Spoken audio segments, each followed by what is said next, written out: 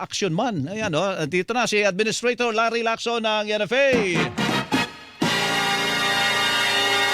Administrator, magandang umaga po, Administrator. Hello. Hi, good morning. Good morning, Melo. Opo. Good morning sa mga taga-subaybay natin. Eh di ganito nga po ang istorya. Yung aming mga tagapagbalita po, nakatutok yan palagi sa umaga doon sa mga kababayan natin na talagang hikahos naman at gusto makabili ng murang bigas, yung 20 pesos na bigas. Bakit daw po kahapon merong isang lugar dyan sa Pasay, naubusan sila ng supply. Inabot ng cut-off yung mga kababayan natin, wala nang maibigay do sa 20 pesos na bigas. At dito sa lungsod ng Maynila ngayon, naubusan na rin po dyan sa may BPI sa Maynila. Ano po ba nagiging problema? Kasi ang bigas na yan, galing sa inyo po yan, sa NFA. Tama ba, Administrator?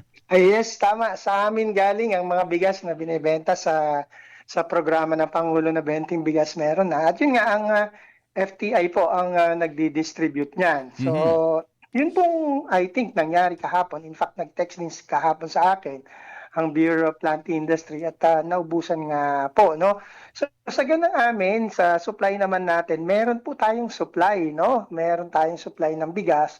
Although minsan pag biglang bultuhan, bugso ng maraming tao, doon po yung nagkakaroon ng problema na yung allocation for the day, mukhang naubos na. Ang ginagawa po nila dyan, binibigyan nila ng stock for the following day.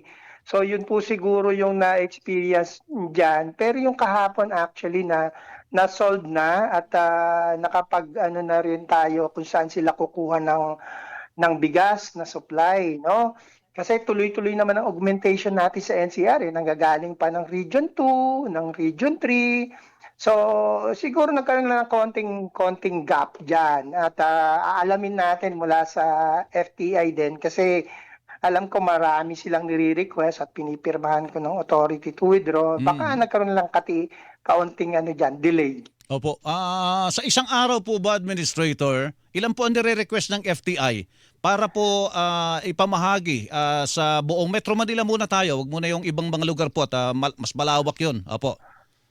Sa ngayon po kasi hindi natin masabi yung total volume. Pero ang ginagawa po, ang sistema ganito po, no? Opo. Kunwari po ay sa lungsod ng Maynila, meron sila re-request na 10,000 bags kunwari for withdrawal, no, ng mga different representatives. Kunwari po sa BPI o kasi naman sa Pasay, may mga nagwi-withdraw po yan.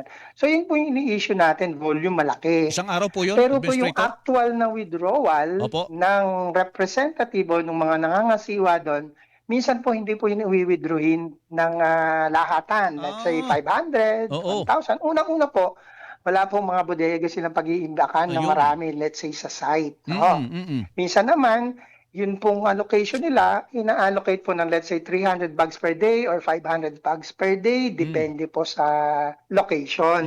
So, yun po ang sistema. Siguro yung isang allocation nila for instance, na nabanggit mo, Pasay, 300 bags or 500 bags, biglang naubos siguro sa dami ng tao and then they will have to get another supply from the warehouse para lang So meron na pong lag time dyan. Kukuhanin po ng kanilang mga sasakyan, hindi naman po rin malalaki ang mga truck na ginagamit dyan, no? Dahil para na rin ho for ease of operation. Kasi minsan maliit ang daanan o walang mapagparkingan kung mag-unload. So yung mga ganun pong bagay. Nako, yung pala ang problema po. Hindi po kinukuha ng FTA sa inyo at iniimbak sa bodega nila, kundi kinukuha na direkta sa inyo at dinediretso na po dapat doon sa mga distribution area. Tama po yun. Kasi po Administrator. magdo-double warehousing, double Opo. yan eh. So kaya kailangan talagang withdrawin na sa bodega namin, diretso na Oho. sa outlet. Oho. Yung mga may kakayahan na pwedeng mag-imbak, katulad niyan sa bai, meron pwedeng mas marami po yung nare-request nila yan kasi meron pong paglalagyan. Pero kung yung mga tindahan na wala akong paglalagyan, ganun po ang mangyayari yan. Kunwari, siyempre, ang mai-imbak lang nila, 500. Pag naubos po yun, the following pa po sila makakakuha. So, these are small na details na patuloy naman hinahanapan ng solusyon kung paano nga. Baka niya nga po pumasok na rin yung nagbibigay sila ng online appointment, queuing number para lang po ma-manage. Yun po Opo, yung opo. nakikita ko dyan na naging problema na kahapon na medyo ang dating inaubusan. Pero Opo. sa totoo lang, ang stocks natin nationwide, kung ang pagbabasihan natin ang datos ng NFA, nasa 2 milyong bags po ang available natin na milled rice. Mhm. Opo, at tapos continuous ang ating milling. In fact, nabalita ko na rin yan, yung nagpadala pa nga ako sa Cebu ng 35,000 bags, no, from Mindoro. So marami pa tayong supply po dyan, Administrator. Di tayo Marami po. Kung para lang po sa 20 pesos, 20 bigas meron na, hindi tayo kakapusin dyan, Administrator. Hindi po, hindi po. Kasi tinatansya ko yung offtake at saka yung withdraw sa amin ng ano. Oo.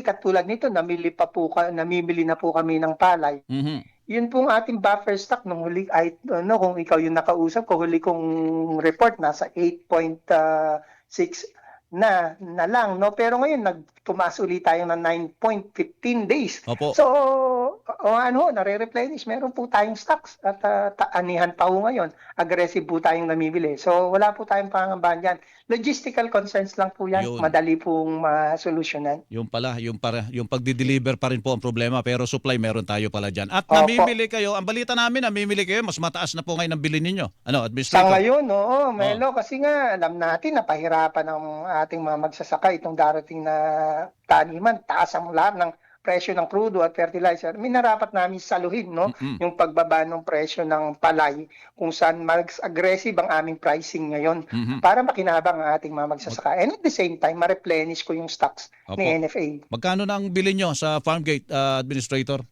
Ang ano po tayo, no, dry ang binibili natin karamihan, kanya dry na lang po anuhin natin. Ang maximum po nasa 30, may mga ibang probinsya na 30.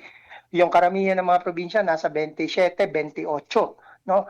Di hamak na at least minimum 1 peso higher than the trader's price.